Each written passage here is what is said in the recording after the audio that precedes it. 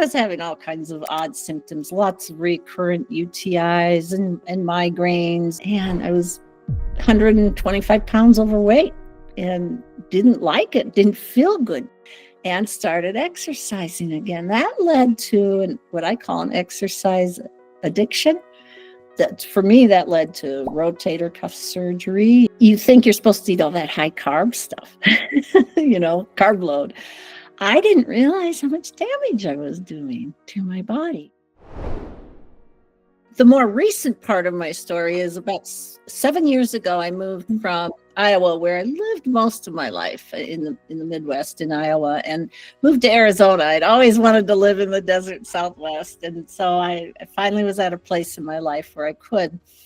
But I was having a lot of weird symptoms and health issues. And I thought, well, instead of going to an allopathic, like MD or DO, here in Arizona, they have naturopathic doctors. So I found one, and through working with her, I discovered I was having all kinds of autoimmune issues. And, here I was just turned 60, and she said, oh, most 60-year-old women are on like 5 different medications. And I'm like, I don't want to be one of those. But I was having all kinds of odd symptoms, lots of recurrent UTIs and migraines. And for years, I dealt with joint pain and wanted to, help that. And sometimes odd rashes. And I'd always struggled with weight, always, always, always. So that wasn't anything new. But even just the fatigue, I had such awful fatigue. And when I moved from Iowa, I left a big healing arts practice there, a regional practice that I had in both massage body work, but energy work and Reiki and shamanic work and readings. And I did workshops and things like that. But over time, I just was too tired. I didn't have the energy, and I'd had shoulder surgery on my left shoulder, rotator cuff surgery, and had been able to do massage for about a year. And so when I moved here, I was just like, I don't even have the energy to get on Zoom. And I was using Zoom before COVID made it popular to do readings. And I'm like, how am I going to revamp my business and afford to live here and all those things if I don't even have that energy level?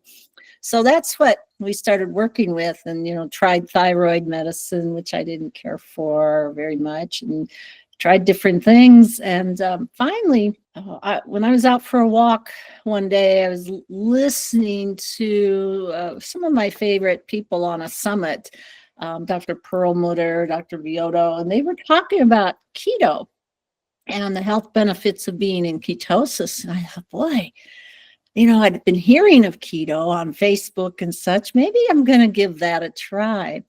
So I did. And this was May of 2018, not quite 7 years ago, almost. And I walked in the door and I said to my partner, Scott, I'm going to try keto right now. So I revamped my diet, and it worked for a while. Immediate reaction was my brain fog lifted. That part went away, and I started getting energy and started feeling excited about life again. I didn't realize I hadn't even been excited about life for a while. Man, it's amazing how our mood and our energy can be very tied in with what's going on with our physical body. It's all connected, right? Hence why I'm in the healing arts, that mind, body, spirit association. After about 3-4 months of keto, that maybe 5 months of it, that it just wasn't enough. I lost about 15 pounds, and that wasn't my main goal. My main goal was to start feeling better and get more energy and get my body healthy again. But it just sort of stalled. And Scott said to me, well, there's a subset of keto I've found that's called zero carb. Maybe you need to try that. And at the time, there weren't all these influencers for what is now called carnivore or ketovore. There was a Facebook group, I think, zeroing in on carbs. And there was Dr. Kevin Stock, a dentist that is a carnivore. And we found them. And then so I tried the method of just eliminating all the plants. Still wasn't quite enough. So I went to just red meat and water. Cut out coffee, cut out all the dairy. And oh boy, did I have a healing crisis, what they call a Herxheimer reaction, and just felt sick for about 2 weeks. And now I know if I were to do it different, and if I were to help somebody, which I do occasionally help some of my clients get started on keto or carnivore if they want to go that route. Not everybody does. I would do it a little differently. I would ease into it more and maybe use electrolytes and things that I knew nothing about at the time. After those 2 weeks, I started feeling better and eating mostly just ground beef or little bits of steak and bone broth, which we made ourselves. So I didn't have any with all the additives in it, and just started feeling better. And of course, those first few months you get cravings. Oh, I'd love a stack of pancakes, or I'd love to have my ice cream, or, I always liked those carbs. We know carbohydrates are extremely addicting and the junk foods, but I stuck with it. And at about the 90-day mark, I was like, wow, I'm starting to something in me felt better, both physically, mentally, and emotionally. I couldn't quite put my finger on it. I just knew I was feeling better. And I thought, let's just go another 3 months. So I did. And I incorporated at some point in the next 3 months, I added eggs back in. And then after 6 months, I started doing some fasting. And there are a lot of people out there, I know, like Jason Fung and others, that advocate for fasting. There's pros and cons that people bring up, but I found that intermittent fasting and occasionally a 24 or 48-hour fast really helped me. So I wasn't losing weight. If anything, that first year, I kind of went up and down the same 10 pounds a few times. But my naturopath did say, when your body's healing, it's going to hang on to weight. So don't focus on weight loss, focus on healing. And that was really important for me to hear, because I was like, well, why am I not losing the weight that you're supposed to? So I didn't worry about that. One problem I was having was my right shoulder, which for years, like 20 plus years, had been chronically painful. My partner, Scott, and I were worried it was going to get frozen like my left had done, and I'd had to have surgery. But at one point, I was about 8 months in, and I was visiting my daughter and son-in-law because they'd had my first grandbaby, and I was helping them. I woke up one morning and no pain in my shoulder, no pain in my neck, no pain in my low back. These are places where I was holding pain. I was like, how can this be? Yesterday, I was struggling to move my shoulder and hold that little grandbaby, and suddenly the pain's gone and full range of motion. And I was like, to me, that was a miracle, something that had never happened in my life before, to have something so immense and impactful in my body happen that quickly. And so I knew I was on to something. And at the year mark, I just said, I don't see any reason to change what I'm doing as far as what I'm eating in my diet. I may tweak my exercise and try to do more weightlifting again now that my joints can tolerate it without pain and things like that. But that was the beginning of my journey, my more recent journey with healing. I did really well. A lot of the symptoms I'd been having, migraines had gone away, UTIs went away, lots of things really resolved. And my naturopath had diagnosed me with leaky gut, which we know can cause all kinds of issues and autoimmune problems. And so I feel like taking out anything that could be problematic in my diet. Yeah, symptoms of leaky gut, the digestion wasn't working well. I just didn't feel good, both indigestion, but also just, sometimes being tied to the bathroom or, just not feel. But the outward symptoms of the migraines, UTIs were prevalent. Joint pain was a big thing for me. And the fact that I'd had, especially in the right shoulder, neck, low back, and once in a while during my running years, a knee would act up. And I actually had a stress fracture once. But the joint pain was a big clue that there was some leaky gut going on. And I didn't know that at first. So in working with the naturopath and researching it, I came to realize, wow, that is a significant sign of leaky gut. The thyroid not working as well, another sign of that. I was, sensitive to, I was trying supplements like cranberry D-mannose for my UTIs, and I would break out in a rash. So these are all signs of toxicity through the leaky gut. After researching all this, I realized, wow, these symptoms can be healed. I just got to keep working on it. And they did. But yeah, leaky gut can present in many ways, in different ways for different people, right?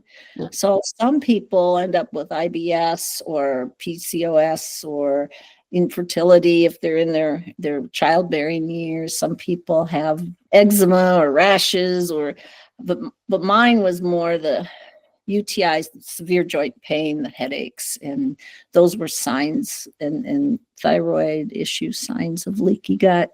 So I know that can be probably tricky to diagnose, but that's what we really felt was going on. And for anybody who's listening to this, it may not mean you have to go carnivore like I did, but if you can't find what's working, even if you do that for just 90 days and then start adding things back in, you're going to know right away what you're sensitive to, what you can tolerate. You're going to learn that pretty quickly. So it's a good tool, even if you use carnivore, zero carb eating as a kind of your own self-diagnostic tool, right? But I have found now that I'm, 7 years keto, but six and a half years carnivore, it works for me. I've been flexible. I've tried different things. Like for a while, I ate a lot of bacon and I just didn't feel real good on bacon. So I cut that out for a while. I've gone in and out of coffee. I drink my coffee black and I drink it half calf. I don't make full caffeine coffee. And I've given it up for 4 months or so, several times during these years. And I haven't seen a real difference. So I can tolerate coffee all right. And again, out there's people that say, oh, coffee's toxic. And other people say coffee's good for you. You have to be your own experiment. Primarily, I eat ground beef and ribeyes. And eggs. So that's the bulk of it. Once in a while, I'll have a little dairy. So once in a while, I'll have cheese on a burger or in my scrambled eggs. But I do better if I limit my dairy. Now, some people have no problem with dairy. My partner does fine with it. But for me, I've learned, you kind of learn by experimenting what you can tolerate and what you feel best on. That's the short-term journey, or when I say short-term, the past 7 years, but it really all started way back at age 13. I was one of those, I wouldn't say, fat kids, and that's the term people use, but I was a little on the chubby side, but I was also really athletic. I was fast. I could run fast. I was good at sports.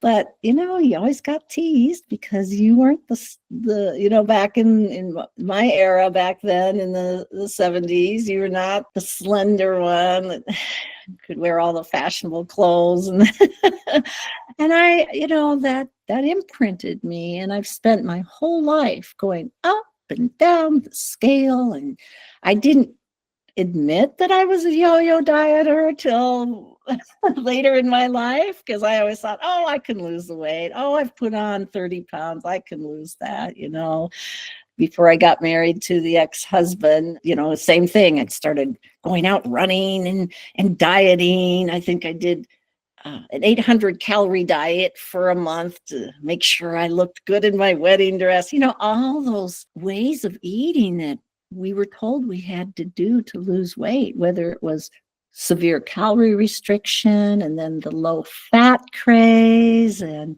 over exercising. Twice in my life, I lost over 100 pounds. And one of those times was 26 years ago now. I can't believe it. My dad had just passed away, and I just had my fourth child, and I was 125 pounds overweight and didn't like it, didn't feel good, couldn't move well. And it was one of those times where you go, wow, what do I do? So I went on like Jenny Craig, I looked for a system that would help me and started exercising again. That led to what I call an exercise addiction.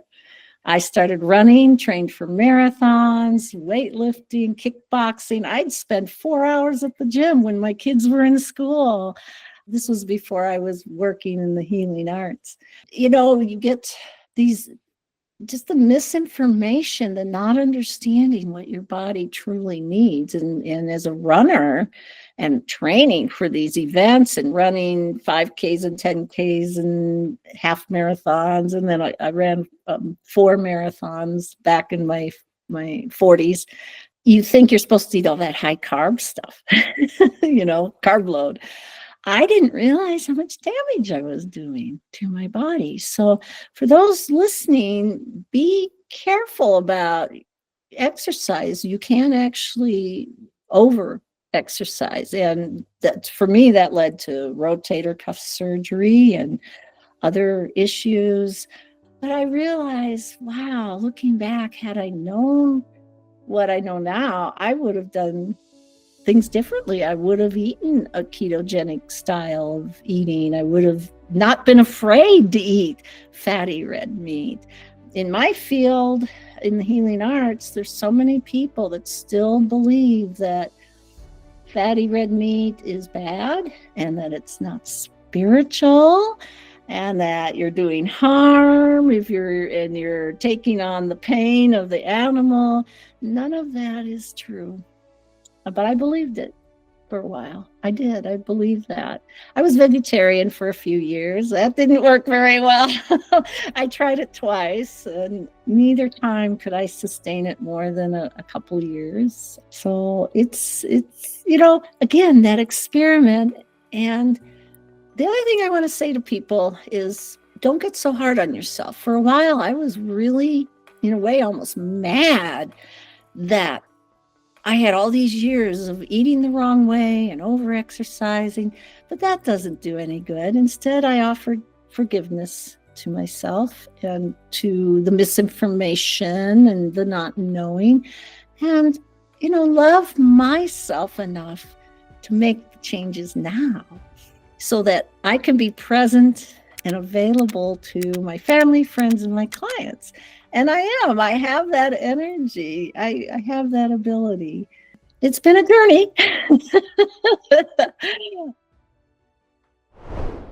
I was working with a naturopath who was quite encouraging to do the elimination diet to see what was triggering and causing the leaky gut. And of course, we know leaky gut can come from eating, especially a lot of wheat, grains, a lot of things with fiber can really tear open that fine lining of our intestines, right? It has this fine cheesecloth-like lining that is very fine and filters out. It doesn't let toxins get into our bloodstream. But when we eat foods that tear it apart and then it has to repair itself and then tears it apart each time we eat that food, and then it has to repair itself. Eventually, it can't keep repairing itself enough. And then you get these gaps in your intestinal lining. And, if you could see a picture of it, the intestinal lining has all these little peely, finger-like projections, and that's how we absorb our nutrients. But when you get gaps in that, all kinds of toxins can get into your bloodstream. And that's what I'm saying. We all, as individuals, react a little differently to those toxins. And sometimes it's the brain fog. You just can't think straight. You don't have the energy. You get the chronic fatigue. All those things can be symptoms of that. So for me, eating a meat-based diet, meat and eggs, helped repair that. I mean, I'm licensed in massage and body work, and I've done lots of training in areas like lomi, craniosacral work. But I am also, for many years, I've always been tuned in with my intuition for people, meaning I do psychic readings, mediumship readings. Mediumship is connecting with deceased loved ones in the spirit world. I've studied with many shamanic cultures and traditions to learn their healing methods, so I can bring that forward to the table. But one thing I discovered after I healed my gut in my readings, I'm very clairvoyant, meaning clairvoyance means you see with this inner eye, this third eye.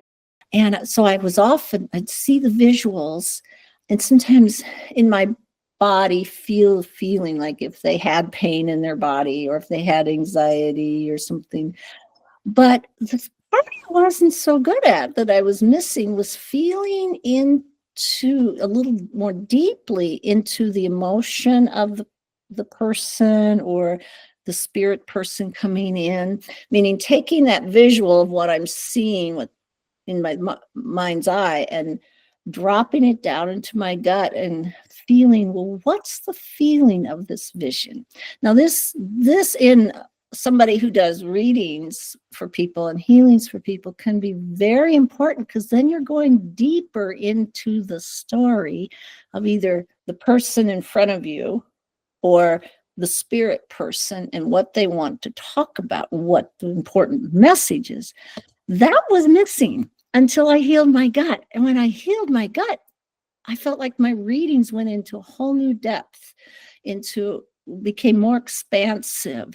I could really feel and understand the visuals. I was getting much, much more clearly. So by healing my gut, I feel like it's taken me to a new level in my work, which gives me a lot of joy, because again, my biggest passion and joy is to help people feel better and to serve the spirit world to the best of my ability. And not everybody aligns with that and thinks it's woo-woo, but I have seen so much healing happen in the 25 years that I've been doing this work and studying and training. And believe me, I've studied with a lot of spiritualist teachers and shamanic teachers and, of course, bodywork teachers. And that the healing my gut was really impactful.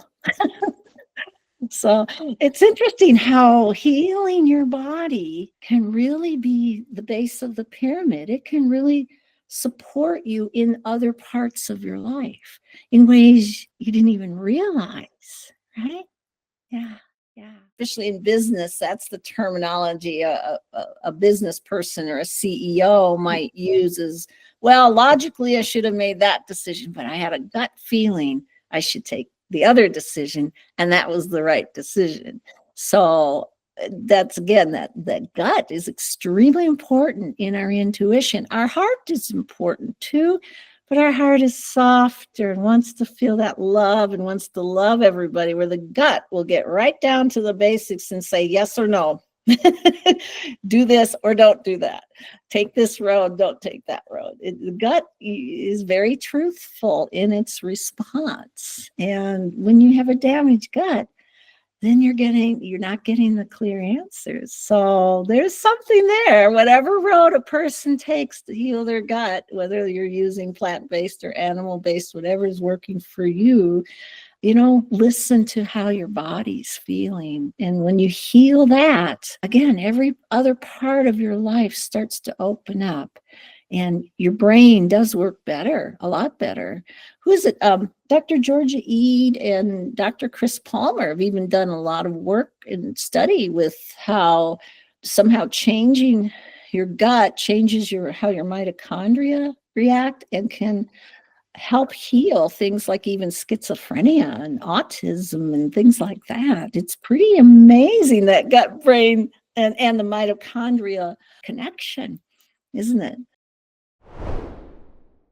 I also want to encourage people who feel like they're not making progress in their journey. Remember, some journeys, health And healing journeys take longer than others.